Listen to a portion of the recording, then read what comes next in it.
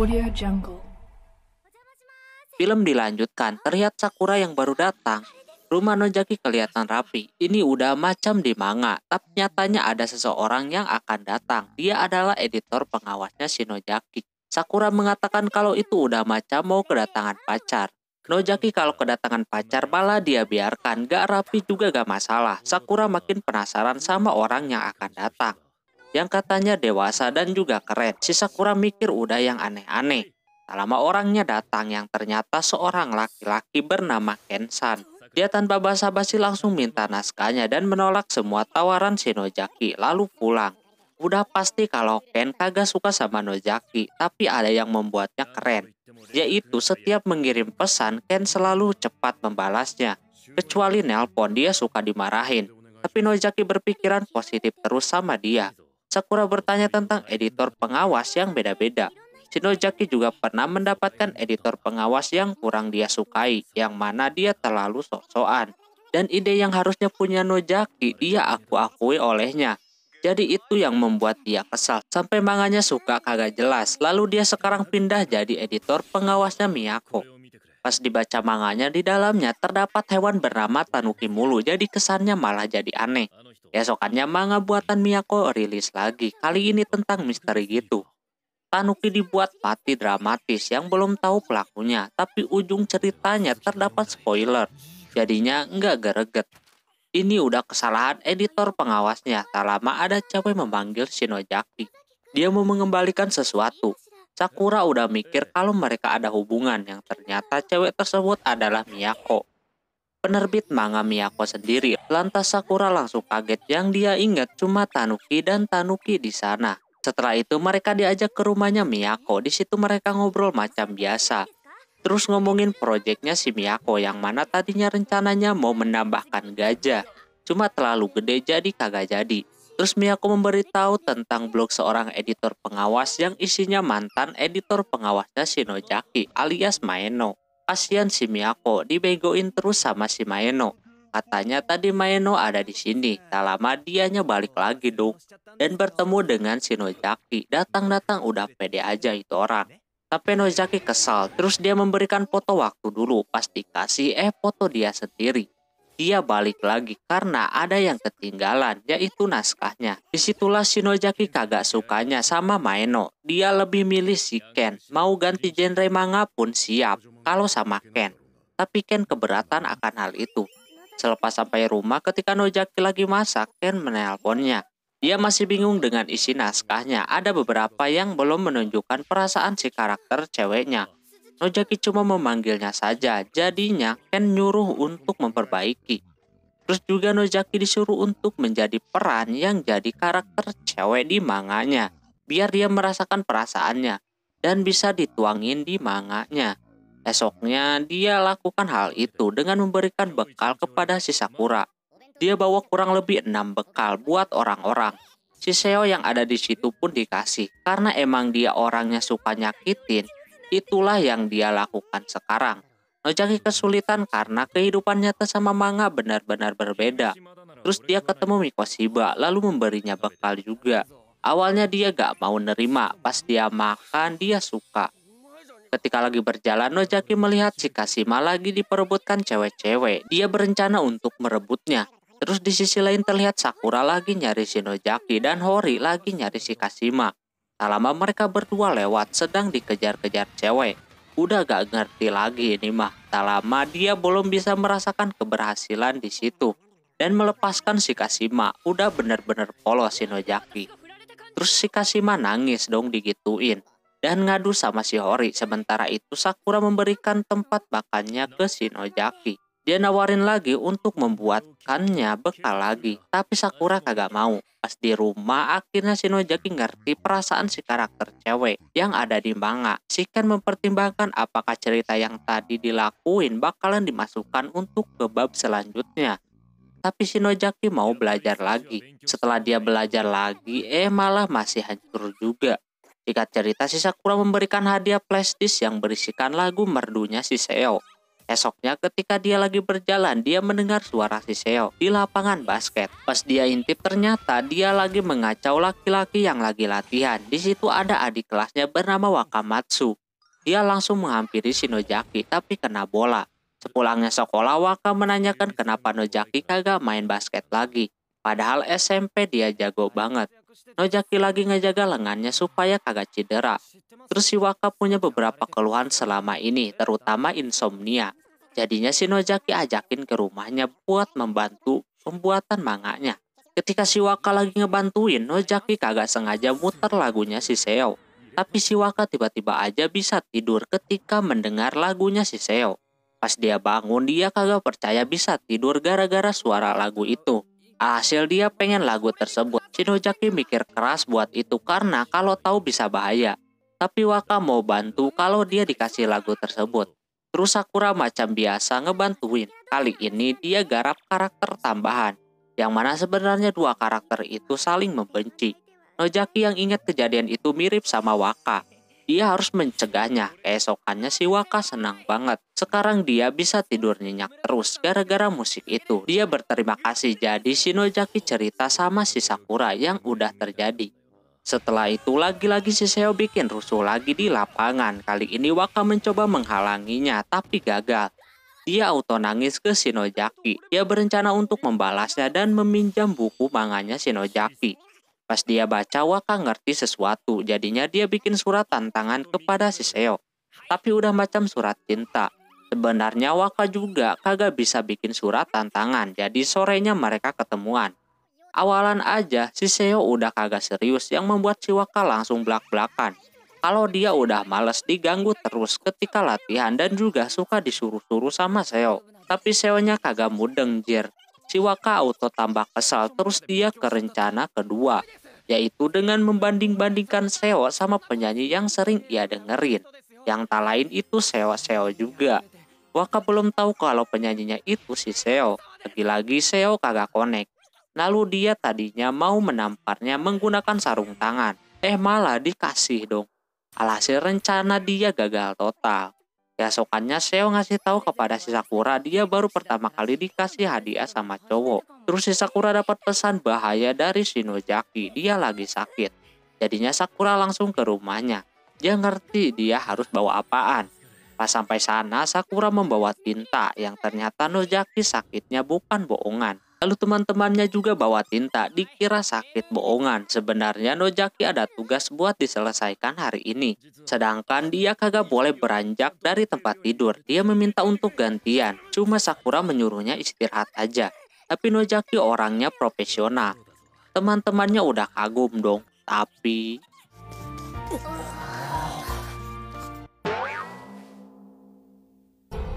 Nozaki-kun, 素直に寝て。 jadi mereka bertiga yang akan menyelesaikannya. Di situ terdapat latar belakang yang harus dicocokkan dengan adegan yang ada di dalamnya. Kali ini Waka cuma bisa diam aja ngeliatin karena dia gak bisa apa-apa. Hori dan Sakura mencoba untuk memotongnya tapi pada kagak bisa dua-duanya. Tugas mereka juga harus menuliskan kata-kata yang tepat di setiap adegan. Ada yang kagak tahu, Hori tanyakan sama Nojaki. Tapi Horinya so tahu kayak gitu pas dikerjain lagi dan Waka mencoba dia lebih rapi dibandingkan Hori sama si Sakura. Singkat cerita akhirnya semuanya sudah selesai. Besoknya si Nojaki udah mendingan lah. Ketika dia melihat hasil dari teman-temannya, harusnya deadline-nya sekarang. Dia memutuskan untuk memperpanjang deadline-nya karena amburadul. Singkat cerita Sakura melihat si Nojaki belum pulang. Katanya kerjaan dia udah beres jadi bisa santai-santai. Dia biasanya beres-beres kamar dan lain-lain. Gak ada hobi lain selain menggambar manga. Jadi Sakura ngajakin jalan. Si Nojaki pun mau. Sakura secara tidak langsung berpikiran kalau mereka bakalan kencan. Terus mereka pergi ke mall. Sakura udah pasti seneng banget. Nojaki mengajak untuk ke bioskop. Film yang ditonton film-film horor buat referensi manganya. Terus ngajakin ke restoran, bukannya serius makan, dia juga cari referensi dengan makanan itu. Selanjutnya ke pakaian wanita. Lagi-lagi Nojaki nyari buat referensi juga. Padahal orang-orang udah nganggap kalau Nojaki laki-laki yang keren. Terus dia mengambil baju pelaut dan akan mencobanya. Tapi sayangnya bajunya kekecilan sampai dia kecewa kayak gitu. Setelah itu ke tempat boneka. Di situ ada si Mikoshiba yang lagi beli action figure.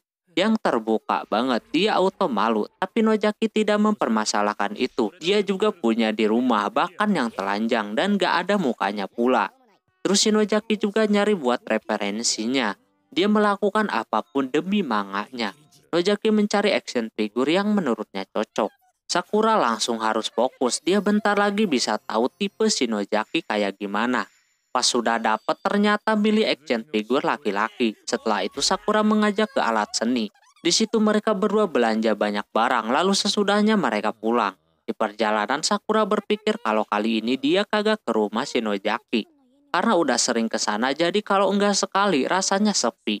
Tak lama si Nojaki ngajakin si Sakura ke rumahnya. Sakura auto senang. Bisa jadi Nojaki juga kesepian. Pas sampai sana dia cuma masakin si Sakura. Lalu diberikan baju yang tak lain itu baju pelaut. Keesokannya si Sakura cerita sama Mikoshiba kalau dia habis dipoto-foto sama Nojaki pakai baju pelautnya yang membuat dia malu. Di situ Mikoshiba mau dipoto macam Sakura juga. Keesokannya si Sakura meminta bantuan Mikoshiba untuk jadi model di klub seni. Cuma dianya kagak mau, si Sakura pun kagak memaksanya. Tak lama Mikoshiba bertemu dengan anggota klub seni lain. Pas dia memintanya, si Mikoshiba malah mau anjir. Dia suka kebiasaan kalau sesudah nerima dia suka nyesel. Dan itu kagak bisa dibatalin. Malamnya si Mikoshiba nyari-nyari referensi buat pose besok. Tentu aja dia susah nurutin. Terus dia berencana buat niruin pose action figure aja. Tahu sendirilah action figurnya cewek seksi semua.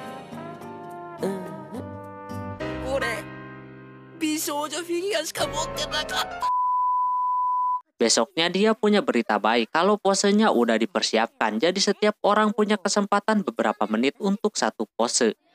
Permintaan posenya yang awalnya normal makin sini jadi makin aneh. Tak lama istirahat terlebih dahulu. Si Mikoshiba mengeluarkan daya tarik dia sama si Sakura dengan kemauan dia pose apaan. Jadi dia menyuruh Mikoshiba pose macam Nojaki lagi gambar manga. Sesudahnya saatnya Sakura memanjakan si Mikoshiba dan mau beli minuman dulu. Tapi tiba-tiba aja si Mikoshiba keluar karena ketakutan sendirian. Si Mikoshiba udah bosan mau berhenti aja. Terus datang si Nojaki, Mikoshiba dapat angin segar. Apalagi Nojaki bilang ada perlu sama si Mikoshiba. Tapi dia malah jadi ikutan moto si Mikoshiba. Lalu si Sakura memberikan hasil gambar dia yang membuat si Nojaki tertarik untuk bergabung. Jadinya si Nojaki ikutan gambar juga. Cuma dia gambar bukan sesuai pose, melainkan imajinasi untuk referensi manganya. Dan menulis catatan-catatan yang banyak banget. Sakura menyampaikan kalau si Nojaki juga bisa request pose. Pas dia cobain, dia menggunakan semua orang yang ada di situ. Lagi-lagi dia mengimajinasikan pose tersebut. Setelah sekian lama akhirnya selesai. Mikoshiba dipuji-puji sama cewek yang ada di situ. Lagi-lagi dia mau menjadi modelnya lagi. Lain kali dia bakalan tanpa busana, tapi Nojaki malah penasaran sama pose tersebut. Singkat cerita, Kashima dapat masalah akhir-akhir ini. Hori terlihat dingin kepadanya. Mikoshiba memberi saran kalau daya tarik dia udah berkurang. Sedangkan Hori malah lagi kesal sama Kashima. Setelah tugas mereka selesai, si Hori selalu membawa manga buatannya si Nojaki buat referensi. Tapi kalau ampe ketahuan dia bawa gituan bisa gawat. Besoknya si Kashima bertingkah lagi, dia kabur. Jadinya Hori melemparkan tasnya ke arah Kashima. Lalu keluar manga yang dia bawa dan membacanya. Dia gak percaya kalau Hori membaca gituan. Si Hori pun menendangnya. Kashima pun membeli manga yang sama. Si Mikoshiba mencoba menjelaskan maksud dari isi manga tersebut. Cuma Kashima yang jago acting ngegodain si Mikoshiba. Terus dia minta saran kepada si pembuatnya atau Nojaki. Dia yang buatnya kalau manganya itu banyak kekurangan. Jadi memberikan pendapatnya agak panjang. Selain itu ketika latihan, si Kashima mencoba curi perhatian si Hori dengan latihan berdua. Lantas Hori senang gitu. Tapi tak lama datang cewek-cewek yang membuat Hori kesal tentunya. Kashima punya pemikiran kalau si Hori nanti bakalan cemburu. Namun nampaknya enggak gitu. Terus dia meminta saran tentang rok yang cocok buat dia. Hori mengatakan kalau rok yang biasa ia pakai udah cocok. Dengan itu pakaian Hori ditukar sama si Kashima. Lalu pas Hori lagi bagi-bagi peran, si Kashima komplain. Dia berpendapat kalau Hori mau jadi tuan putri. Namun dugaannya salah. Pulangnya dia babak belur kayak gitu. Dia udah percaya diri kalau tindakan dia benar. Sementara si Hori malah tambah kesal. Terlebih dia selalu diberikan dimulai dari baju, rok, sendal, sama aksesoris. Jadi kalau disatukan cocok juga. Malah jadi suka anjir. Singkat cerita, hari itu giliran tugas Hori untuk membuat latar belakang. Cuma yang jadi masalah arahan yang diberikan si Nojaki kagak jelas. Jadinya ditanyain lah sama Nojaki, tapi pas sama Nojaki dijelasin, mereka malah sibuk berdiskusi dan memecahkannya sendiri. Nojaki punya banyak yang harus dikasih latar belakang, sedangkan yang lainnya kagak bisa bantuin. Gambar rumah juga pada kagak bisa, jadi diserahkan semua ke si Hori. Lagi-lagi Hori dibuat bingung harus gambar latar apaan. Jadi dia nyuruh Nojaki membantunya. Dia langsung aja karena pengen terlihat profesional, jadi dia langsung pakai tinta. Dan hasilnya aneh-aneh, ada yang melayang dan juga ada yang pendek lah. Jadi ceritanya mengarah ke kotak itu. Keesokannya meminta saran kepada Sakura cara dia melukis latar belakang di klub. Dia selalu lihat gambar asli. Sakura jadi punya ide untuk memotret latar belakangnya. Pas mau dicocok-cocokin, Nojaki butuh saran dari si Hori. Mereka berdua menanyakan hal tersebut kepada si Hori. Di situ Hori menyuruh Sakura dan Nojaki jadi modelnya. Tapi karena Nojaki terlalu tinggi jadi diganti sama Hori. Pas dicobain masih kurang juga. Sama Nojaki dipakein kotak. Di sisi lain Kashima melihat si Hori sedang membaca manga yang dia pernah lihat. Dan memperlihatkan satu adegan kepada si Nojaki. Setelah itu si Hori ngebantuin si Nojaki lagi. Kali ini dia bakalan nginep di situ. Sebenarnya dia tuh sering nginep. Sakura berpikiran kalau semisal dia bisa buat latar belakang, bisa jadi dia disuruh nginep sama Nojaki. Jadi dia semangat mau belajar. Esokannya ketika klub drama yang lagi latihan, si Horinya malah ngantuk melihatnya. Jadi keganggu. Terus dia melihat si Kashima yang lagi pakai kotak yang membuat dia marah dengan kotak itu lalu tepar. Kashima yang akan membawanya ke UKS dan akan memperlihatkan layaknya Tuan Putri lagi naik kuda. Nyatanya malah salah kostum jadi kerbau.